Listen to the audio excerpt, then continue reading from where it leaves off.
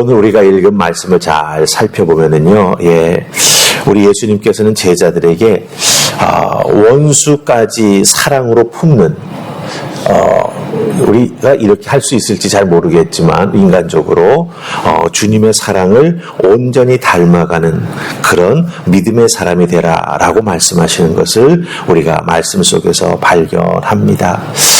그런데 오늘 말씀 속에서 가만히 살펴보면 여러분들, 주님의 그 사랑을 닮아간다라고 할 때 주님의 사랑은 감정이 아니었던 걸 우리가 잘 알게 됩니다. 예수님이 감정적으로 사랑을 표현하셨다라고 한다면 베드로를 2번 보실 수 있을까요? 2번 못 보시죠. 예수님을 부활했던 것을 의심했던 도마를 예수님 또 따로 찾아가셔서 만나주실 수 있었을까요? 아마 그렇지 못했을 것입니다.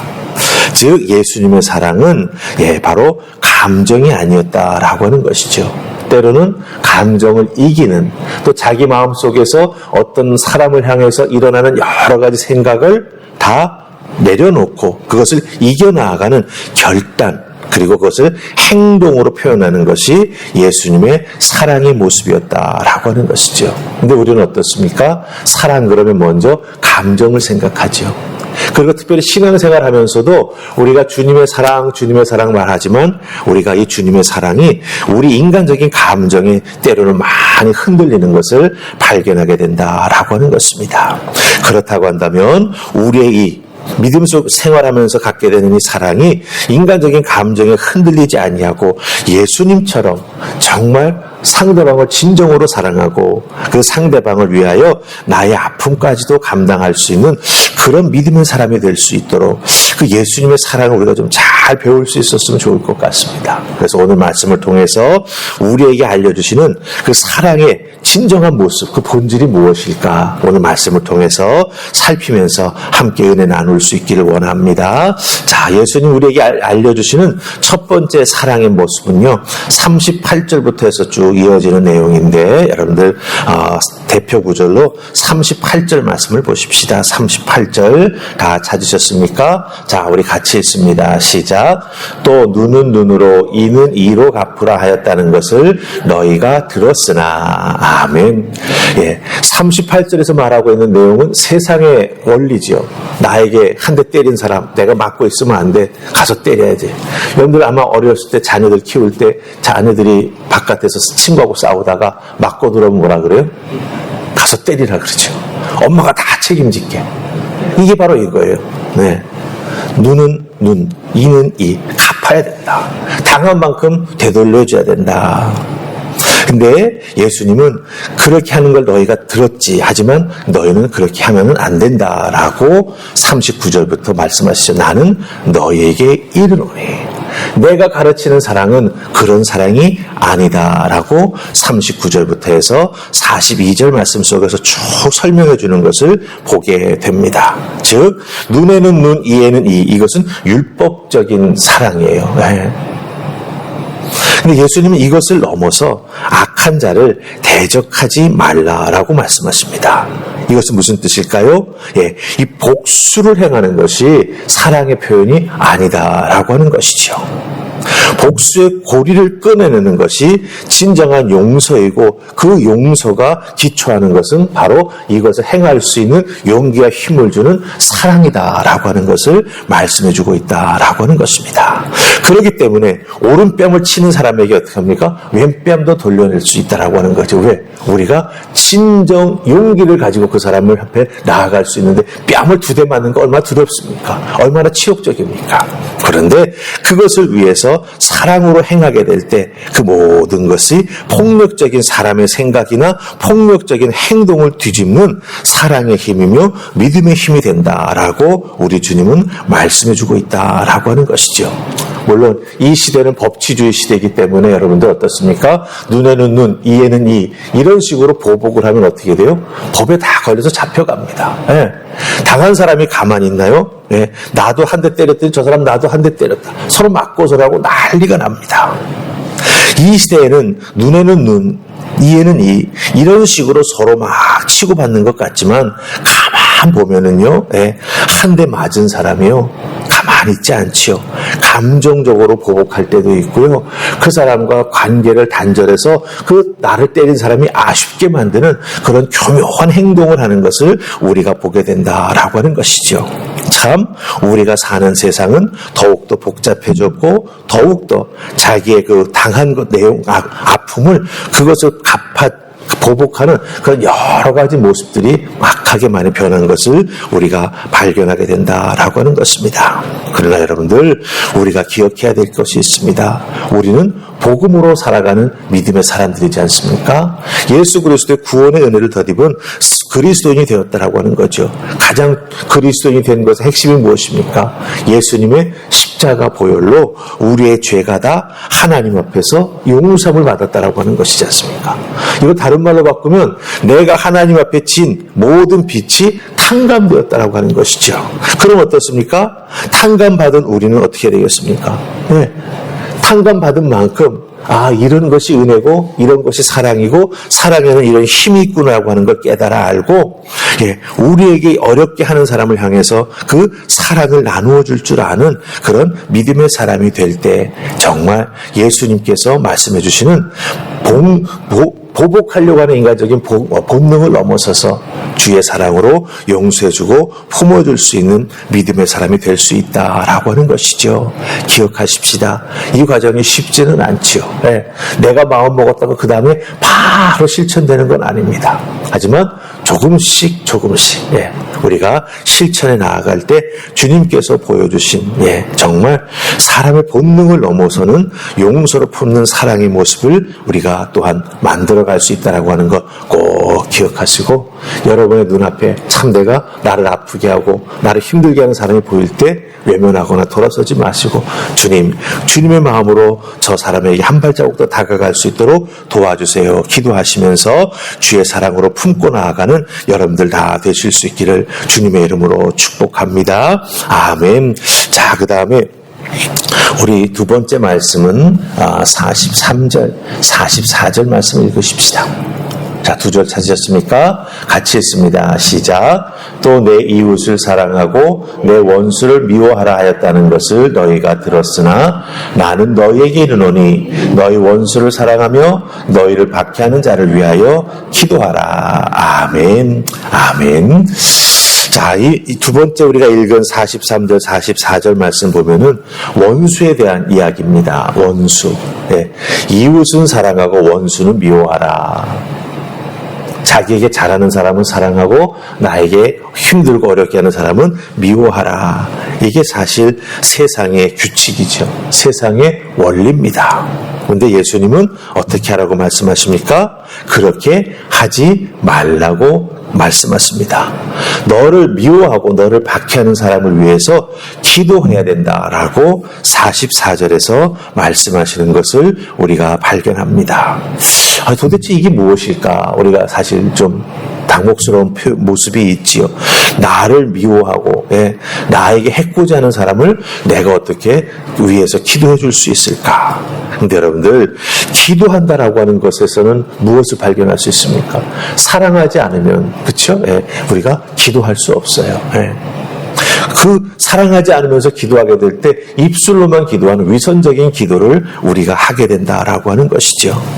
그런 의미에서 보자면 우리 예수님은요, 원수를 사랑하며 박해하는 자를 위해서 기도하라고 말씀하신 이 말씀의 본질은 무엇이냐면 우리 하나님의 사랑은 조건에 따라 하는 사랑이 아니다라고 하는 것을 알려주고 있습니다. 하나님께서 우리를 조건에 따라서 사랑하셨다라고 한다면 아마 우리는 하나님으로부터 온전한 사랑을 받을 수 있는 사람이 아무도 없을 거예요. 우리가 하나님 앞에 얼마나 부족하고 연약한 부분이 많습니까? 하나님 잘 믿는다고 하지만 또 나의 이렇게 밝게 보이는 뒤로는 어두운 그림자가 있잖아요. 그 어두운 그림자에 비춰지는 나의 신앙의 모습은 참 부족하고 또 연약하고 아직도 죄의 굴레에서 자유롭지 못한 나의 모습이 보인다라고 하는 거죠. 근데 하나님은 그것도 다 알고 계시는 분이지 않습니까? 그렇다고 한다면 하나님이 그런 나의 모습을 보시고도 어떻게 나를 사랑해 주실 수 있겠어요? 근데 하나님은 사랑해 주셨다라고 하는 것이죠. 그렇기 때문에 하나님의 사랑은요, 조건이 아니라고 하는 거예요. 하나님의 사랑은 무조건이라고 하는 거죠. 무조건 사랑해 주시고 무조건 은혜를 베풀어 주신다라고 하는 거예요. 그렇기 때문에 여러분들 우리가 원수를 사랑하라라고 하시는 이 예수님의 말씀, 너를 박해하는 자를 위해서 기도하라고 말씀하신 이 예수님의 말씀을 들을 때 우리는 어떤 생각을 해야 된다라고 하는 거예요? 주님께서 말씀하신 것처럼 실제로 내가 행해야 되겠구나라고 하는 걸 깨달아 알아야 된다라고 하는 거죠. 이런 말씀을 드릴 때 척하면 안 된다라고 하는 거예요. 하는 척하면 안 되고 해야 된다라고 하는 것이죠. 그래야 이 사랑, 즉 원수에게까지 흘러가는 사랑을 우리가 행할 수 있다라고 하는 거예요. 근데 이게 쉽지가 않아요. 그렇죠? 내 눈에서 눈물 나게 만드는 사람을 내가 어떻게 그렇게 쉽게 사랑할 수 있겠어요? 그래서 세상 사람들은 세월이 약이라고 하잖아요. 네. 망각하니까. 근데 여러분들, 우리 믿음의 사람들은요, 이런 어떤 세상 사람들이 말하는 것들을 이겨나가는 놀라운, 그 사랑할 수 있는 도구가 있습니다. 능력이 있습니다. 그게 뭡니까? 바로 성령님이시죠. 네. 성령님께서 우리를 살피시면서, 너 이것 때문에 힘들어 하는구나. 그래서 우리가 눈물 흘리고 이 문제를 놓고 기도할 때 찾아오셔서 우리의 마음을 만져주시고 우리의 내면을 새롭게 해주시면서 어떻게 해요? 나를 아프게 했던 사람마저도 품을 수 있도록 우리의 마음을 넓혀주신다라고 하는 거예요. 그 성령님의 은혜를 덧입으면 우리는요, 우리를 힘들게 했고 나를 박해했던 사람을 위해서도 기도할 수 있는 사랑의 사람이 될 줄로 믿습니다. 세상은 그렇지 못하지만 우리가 그렇게 나가기 시작할 때 세상 사람들은 우리를 바라보고 예수 믿는 사람들 참 다르구나. 그 모습 보고 예수 그리스도의 복음의 은혜도 덧입는 놀라운 역사가 나타나게 될 줄 믿습니다. 여러분이 그 통로로 쓰임받고 있음을 기억하시면서 또 은혜를 나누는 여러분 되시기를 주님의 이름으로 축복합니다. 아멘. 자, 맨 마지막으로 우리 주님께서 말씀하시는 진정한 사랑의 모습이 무엇일까? 오늘 말씀의 맨 마지막 절입니다. 우리 48절 말씀 보십시다. 찾으셨습니까? 같이 읽습니다. 자, 시작.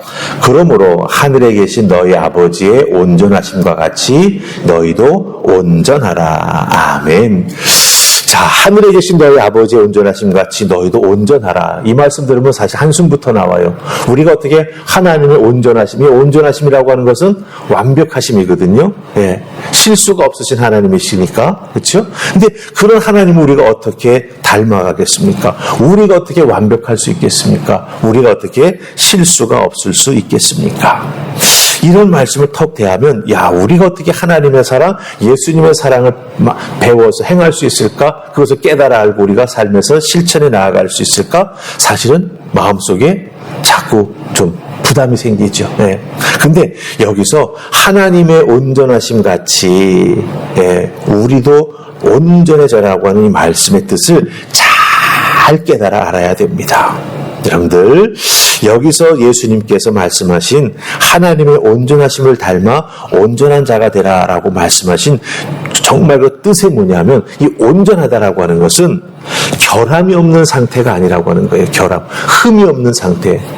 하나님은 흠이 없으시지만 우리에게 있어서 이 온전함이라고 하는 것은 흠이 없는 상태가 아니라 그 하나님을 닮아 나아가기 위해, 예수님을 닮아 나아가기 위해 부족하고 연약하지만 또 가다가 자꾸 넘어지고 힘들어하기도 하지만 그 목적지를 끝까지 바라보는 것. 무슨 말씀인지 아시겠죠? 예수님을 그래도 끝까지 바라보는 것. 그리고 그 목적지에 내가 끝까지 도달해야지라고 하는 그 믿음과 믿음의 동기를 포기하지 아니하는 것. 그게 뭐예요? 온전함이라고 하는 거예요. 우리가 하나님처럼 예수님처럼 온전할 수 없습니다. 완벽할 수 없습니다. 그렇다고 포기해서 안 된다라고 하는 거예요. 그래도 예수님 바라보고, 그래도 예수님 행하신 것 행하기 위해서 우리가 노력해 나아가는 그 모습이 바로 이 온전하다라고 하는 말씀 속에 담겨진 의미이죠. 그런 의미에서 이 온전하다라고 하는 말은 다른 말로 바꿀 수 있습니다. 성숙해진다. 또 내가 참고 인내하고 견디어낸다 라고 하는 말로 바꿀 수 있습니다. 그렇기 때문에 여러분들, 우리가 믿음 생활에 나아갈 때 하나님의 온전하심처럼 내가 신앙적으로 성숙해져야지, 견디어내야지, 내가 이겨내야지. 근데 중요한 건 뭐예요? 이런 모습은 한순간에 나에게 짠 주어지지 않아요. 우리가 요술 램프에 문지르면서 진이야 날 좀 도와줘라 그러면 이 참 유술 나타나잖아요. 내 소원 들어줘 그러면 진이가 탁 들어주죠. 근데 우리들의 신앙생활에 있어서 이런 성숙은 한순간에 이루어지지 않는다라고 하는 거예요. 때로는 넘어지기도 하고 때로는 실패하기도 하고 또 사람과의 관계 속에서 아파서 정말 힘들어하기도 하는 과정 속에서 포기하지 아니하고 끝까지 이루어 나아가기 위해 한 발자국 한 발자국 앞으로 걸어 나아갈 때 그 모습 보시는 우리 주님께서 이끌어 도와주시고 성령님 역사해 주셔서 그 길을 끝까지 걸어가서 성숙이라고 하는 목적지에 도착할 수 있도록 우리를 이끌어 주신다라고 하는 것입니다. 그렇기 때문에 여러분들 우리 믿음의 사람들은요 부족해서 넘어졌다가 다시 일어나는 것을 부끄러워해서는 안 됩니다. 네, 우리가 어떻게 하나님처럼 완벽할 수 있겠어요? 그런데 하나님 따라가고 예수님 모습 배워 나아가야 되게 노력하다 보니까 잘 안 돼서 넘어질 때도 있고 앉아서 쉬어야 될 때도 있죠. 근데 그럴 때마다 부끄러워하거나 난 이것밖에 안 되는구나라고 포기하기 시작하면 어떻게 되는 거예요? 우리는 앞으로 나아갈 수 없고 오히려 퇴보하는 인생이 됩니다. 그렇기 때문에 우리 신앙생활에 있어서는요 한순간에 이런 모습이 이루어지지 않고 또 때로는 실패하고 어렵고 힘든 상황을 맞이하게 되지만 끝까지 한 걸음 한 걸음 나아가기 위해 다시 일어서는 모습이 바로 이 성숙을 이뤄 나아가는 믿음의 동력이 된다라고 하는 것을 꼭 기억하시고 그 길을 끝까지 걸어가는 여러분들 다 되시기를 주님의 이름으로 축복합니다. 로마서 5장 8절 말씀 있죠. 주님은 우리가 아직 죄인 되었을 때에 십자가에서 죽으심으로 말미암아 우리를 향한 하나님의 사랑을 확증해 주셨습니다. 확증해 주셨어요. 그렇기 때문에 주님 바라보고 걸어가면 우리도 완벽하진 않지만 부족하고 또 부족한 모습이 있지만 이 성숙한 믿음의 모습, 예수님 닮아 나아가는 우리의 모습을 끝까지 지켜나아갈 수 있다고 하는 것 꼭 기억하시고 여러분들 포기하지 않냐고 이 사랑의 사람들 다 되시기를 주님의 이름으로 축복합니다. 아멘. 기도하겠습니다. 좋으신 하나님, 이 새벽 귀한 말씀, 예수님의 산상수훈의 말씀 곱씹게 하여 주시니 감사합니다. 믿음 생활에 나아가는 내가 세상 사람들과의 가장 두드러지는 차이점이 무엇일까? 오늘 말씀을 통해서 생각해보니 그렇구나. 이런 사랑의 모습이며 이런 주님의 모습을 닮아가려고 하는 나의 신앙의 애씀이며 노력이구나 라고 하는 걸 깨달아 알게 됩니다. 주님 도와주셔서 주님 모습 닮아 나아가는 저희가 되게 하시고 그 닮아 나아가는 과정 속에서 우리가 주의 사랑으로 품어야 될 영혼들이 있고 주의 사랑으로 덮어줘야 될 사람이 있고 주의 사랑으로 이끌어줘야 될 사람이 있고 주의 사랑으로 또한 격려해 줘야 될 사람이 있음을 발견하게 될 때 주님 두려워하지 말게 하시고 내게 이런 능력이 있을까 스스로 의심하지 말게 하시고 부족하지만 손 내미는 자 되게 하시고 부족하지만 기도하는 자 되게 하시고 부족하지만 그 사람을 향해서 위로의 말을 건넬 수 있는 우리 모두가 되게 하여 주시옵소서. 이런 성실함이 우리에게 있을 때 하나님은 그 모습 보시고 은혜 베풀어 주셔서 예수 닮아가는 귀한 믿음의 사람으로 우리를 이끌어 주실 줄 믿습니다. 날마다 주님 모습 닮아 나아가는 아름다운 신앙의 열매가 우리들의 삶 속에 맺혀질 수 있기를 간절히 소원하옵고 예수님 이름으로 기도하옵나이다. 아멘.